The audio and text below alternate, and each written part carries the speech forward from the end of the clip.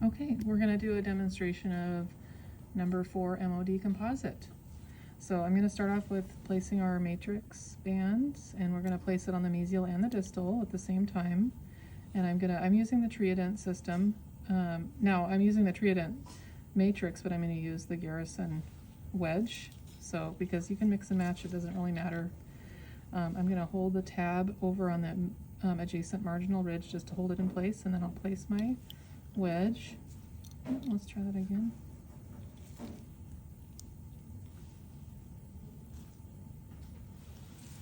And it doesn't have to be a real strong wedge, you're just trying to seal the box. The ring is what's going to give you the wedging effect. And then I'm trying to not disturb the shape of the matrix too much because I want to preserve that. So I'm just going to nudge this down, and they do overlap a little bit, so you have to kind of work with that so they aren't interfering with each other and dislodging the other side. So you can see I'm kind of wrapping that a little bit, and then again just going to hold it on the marginal ridge of the adjacent tooth, and I'll place my wedge, kind of trying to keep the matrix in place. So now you can see that the box is mostly sealed with that, and I'll put the ring on. So the manufacturers often will talk about stacking these, or you can do like a butterfly method where you have a ring on the mesial and distal at the same time. But what we've found, there's research now that shows that we lose the wedging effect of the ring if we do that. So it actually is better to put the ring on one side at a time. Okay, so I'm going to put the ring on that mesial. It doesn't matter what you choose, if it's the mesial or the distal, but I usually will anchor it on one side and then roll it over to the other side so that it's nice and stable. So that's in place. And now I'm going to take my cone burnisher. I'm going to burnish a little bit just in the contact area because, like I said, I want to preserve the shape of the matrix as much as possible and not score it or indent it or anything like that. So, and then I can see that I've got a little bit of open space right here, so I'm going to just try to get this to hug this margin just a little bit, so I don't end up with a bunch of flash, as much as I can help it. Okay, and now I'm going to place some opening down here.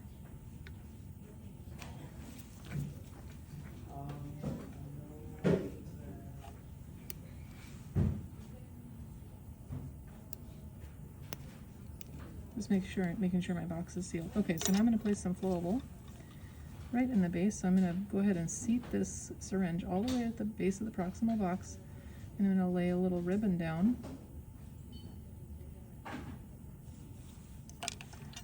And then I'm going to draw it up the sides. I'm caulking the window is kind of what I'm thinking of here.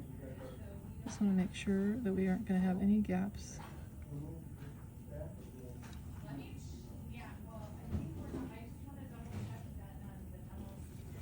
Okay, and I'm going to cure that.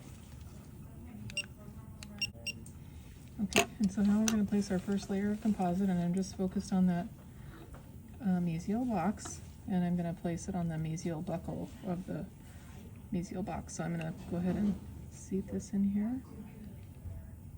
Get a little layer, and you can get about 3 millimeters of material. And I'm going to use you can either use a cone burnisher. I happen to like to use the cone burnisher, but you can use the ball burnisher, so I'm going to show you that. I'm nudging that into the corner, but I'm going to kind of go down and out as I condense. I'm going to just hold that. So down into the box, and I'm just concerned with the mesial portion, or the buckle portion of the marginal ridge. And trying to get that line angle nice and condensed. And you can see I've got a little bit of an excess there, so now I'll take the half Holland back and just clear away the excess. And I like to swipe toward the cavo margin, so from the middle out. Some of you have been taught to go from the outside in, and that's fine, but this is just a different approach.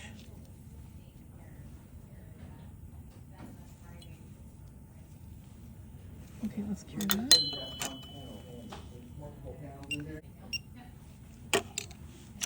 Okay, I'll do the lingual portion of the box.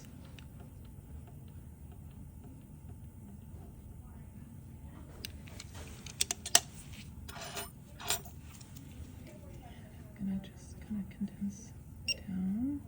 So you can see I'm using the side of the cone burnisher to press down, and then I'm going to come back and kind of press into the cable margin. I'm doing a lateral pressure there.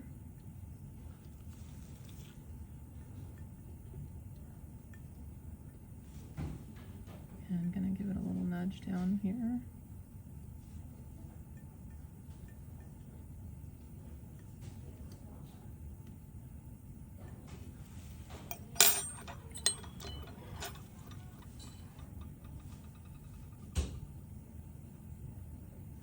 Half fallen back, just sculpting that marginal ridge and kind of getting the occlusal embrasure started.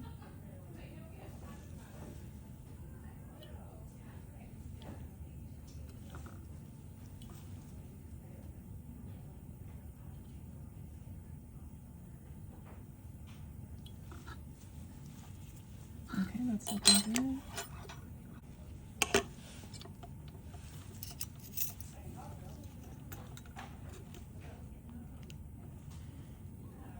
Make sure that that distal is still where I want it. Placing it on the lingual. I'm going to roll to the buckle.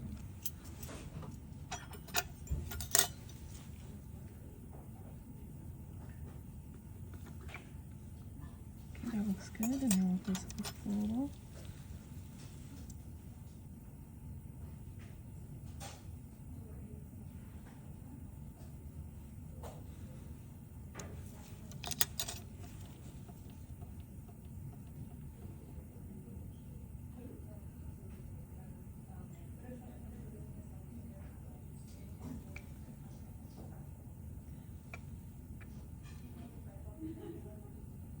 I'm trying to keep it out of the proximal box. I'm trying to keep it out of the contact area. Okay. Just gonna make sure I don't have anything. Okay, that looks good. Okay, so we'll do the same thing again.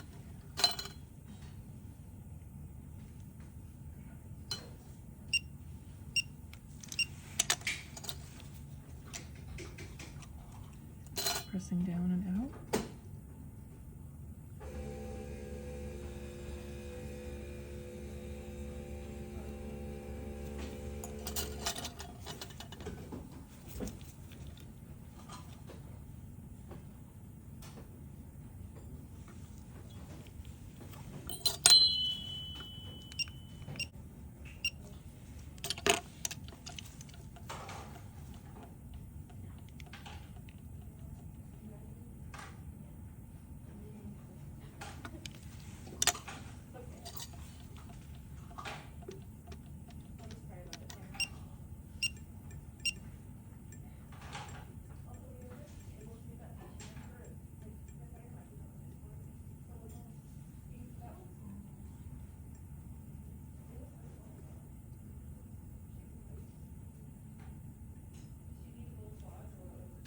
So you can see by compressing that down, it kind of creates a little rounded marginal ridge, and then I'll just sculpt it a little bit.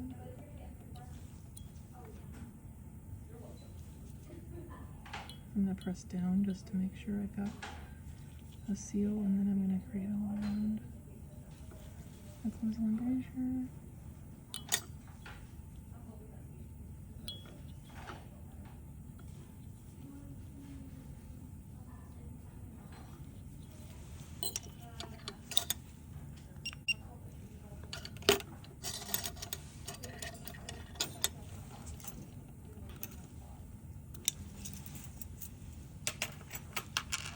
Okay, and then I'm going to do a layer on the lingual for the occlusal portion. It's going to be kind of a small layer.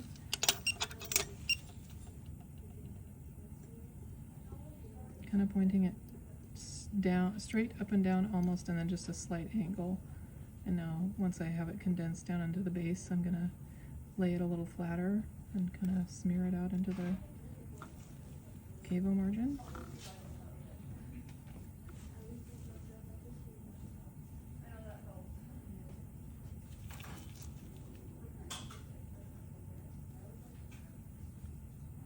Keeping in mind that I'm trying to create these little pits a little bit. And then I'll do one more layer after that. And do this last little bit.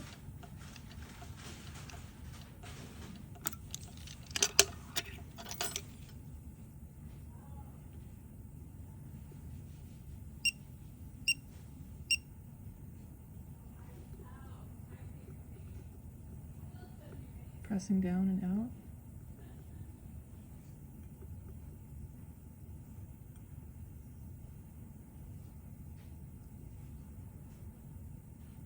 I'm just going to see if I can't get my pits and my central groove established a little bit before I start to clear away that excess. So just kind of nudging that around. Okay, and then I'm going to wipe off.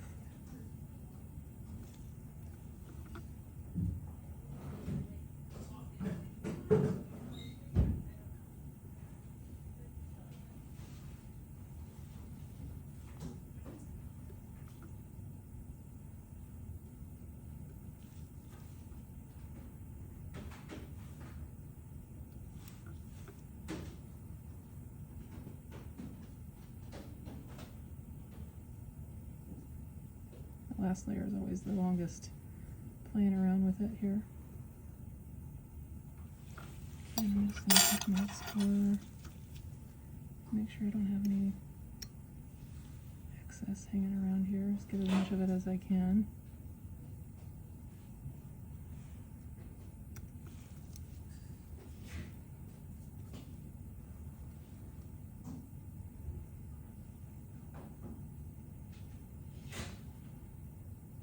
Okay, let's clear that.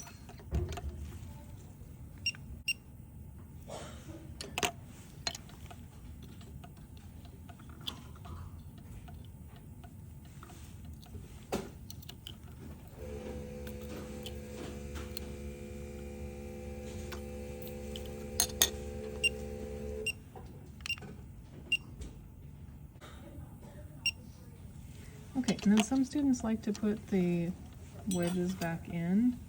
That's kind of up to you. At this point, what I would do, I don't have a interproximal carver, but I would kind of go around and take an interproximal carver and just knock off as much of the flash as I could to kind of make less work for myself.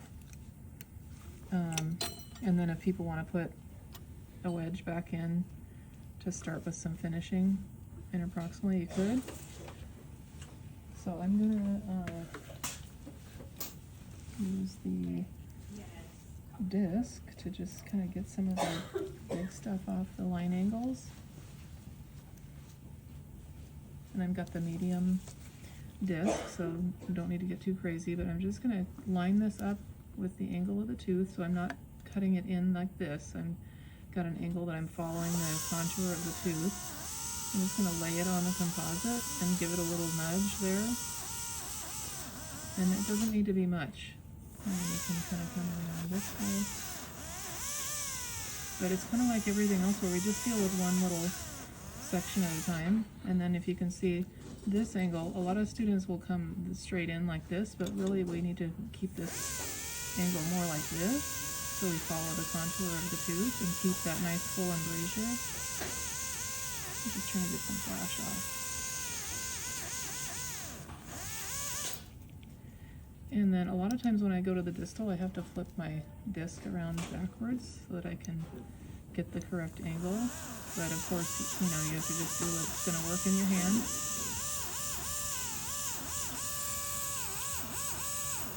Just kind of feathering this back to where the flash is dealt with, or if it's thin enough that I can flick it off with a IPC, that works too. This is getting pretty close.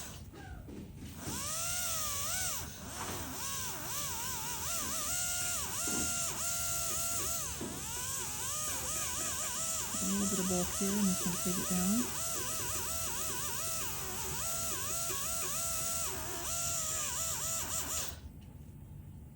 Okay.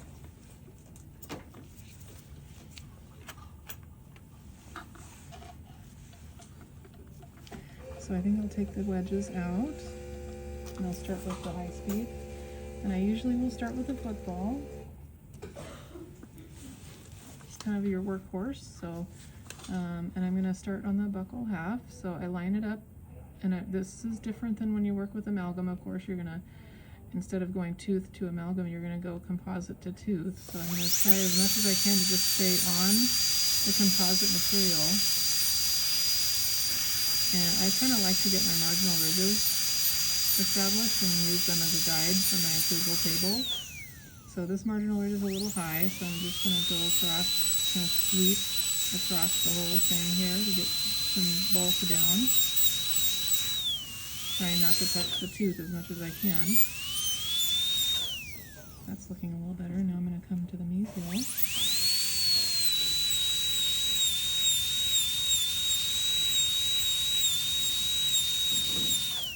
Looking better. So this is still looking a little bulky, so I'm going to work on this part. Kind of going from the top of the marginal ridge and trying to roll it into that mesial pit.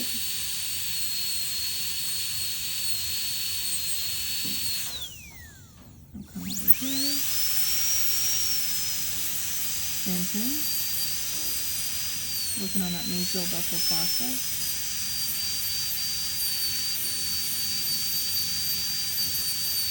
I'm tipping that burr down a little bit to get some more depth to my pit and my fossa.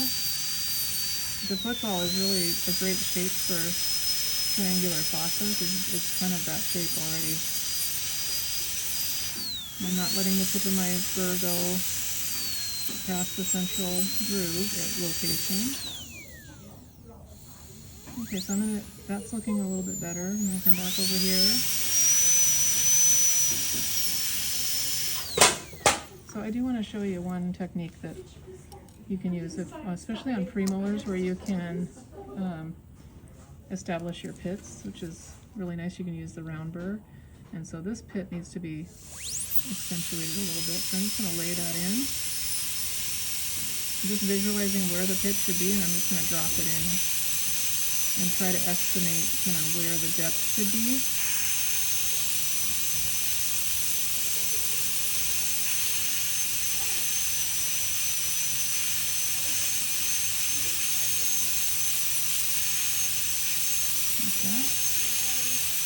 And then you can use your football and go back and make the fossa and the grooves match up to that depth.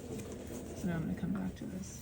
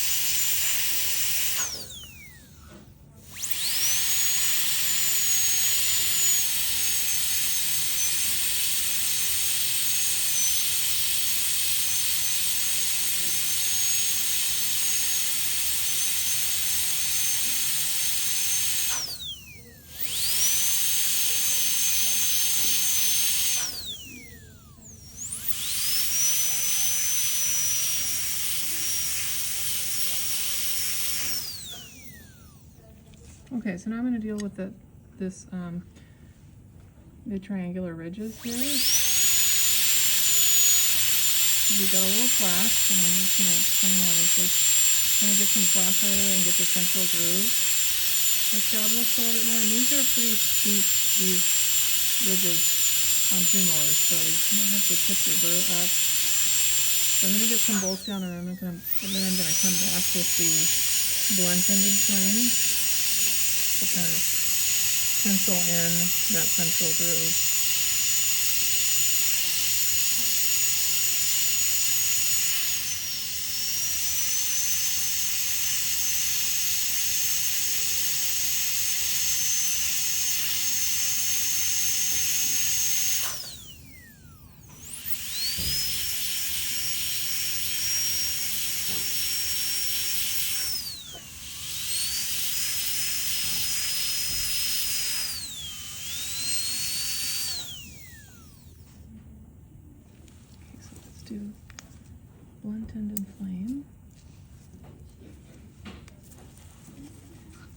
we need just a little more definition. So I've got it pretty much straight up and down.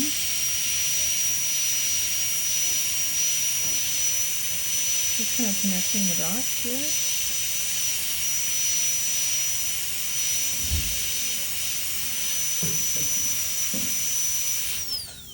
And I'll come around the lingual side.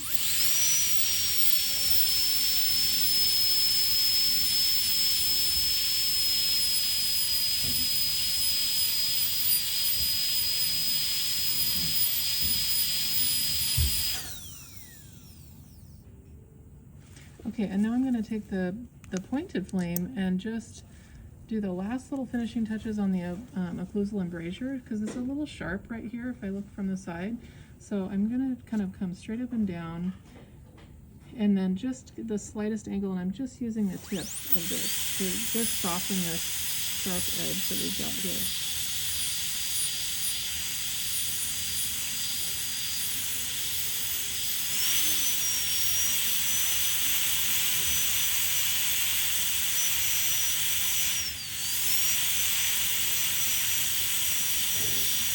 And if you wanted to put the wedges back in, you could.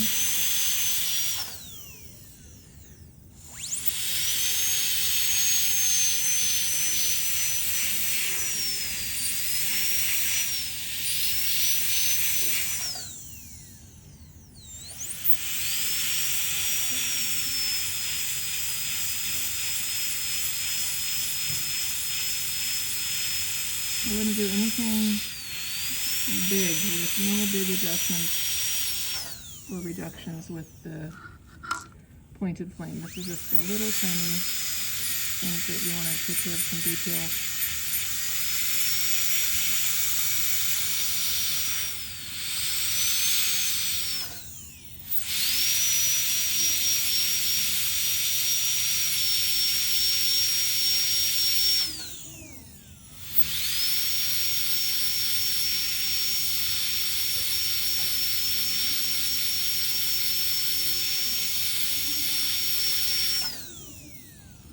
Let's look at that. Right here.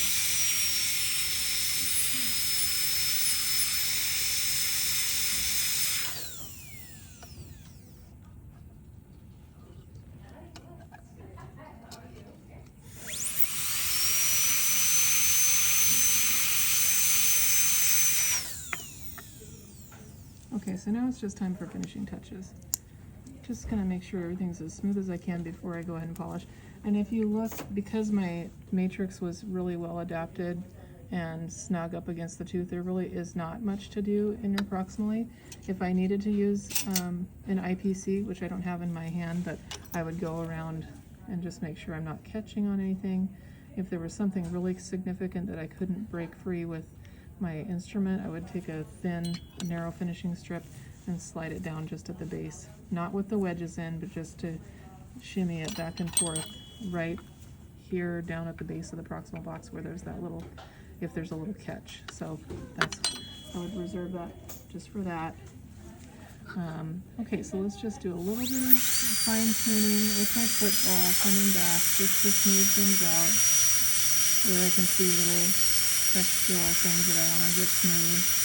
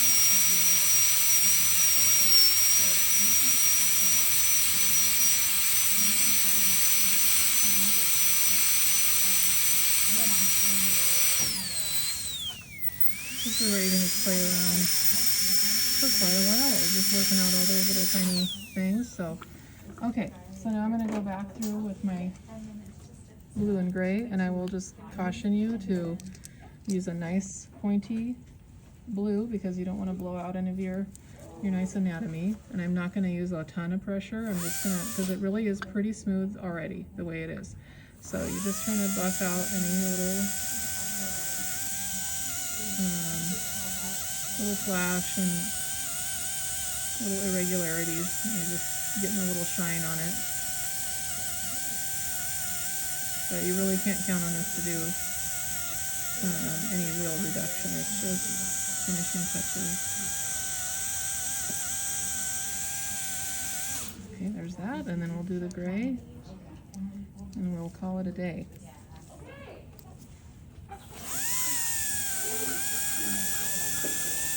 And you'll find out really quick if there's any little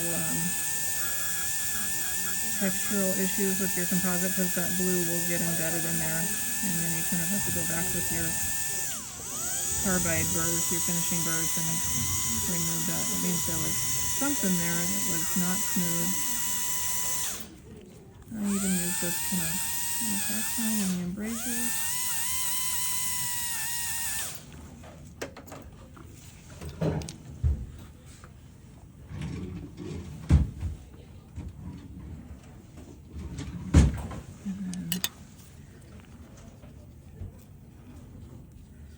Get it all cleaned up. I would even get some alcohol, just get it all spiffed up and looking good.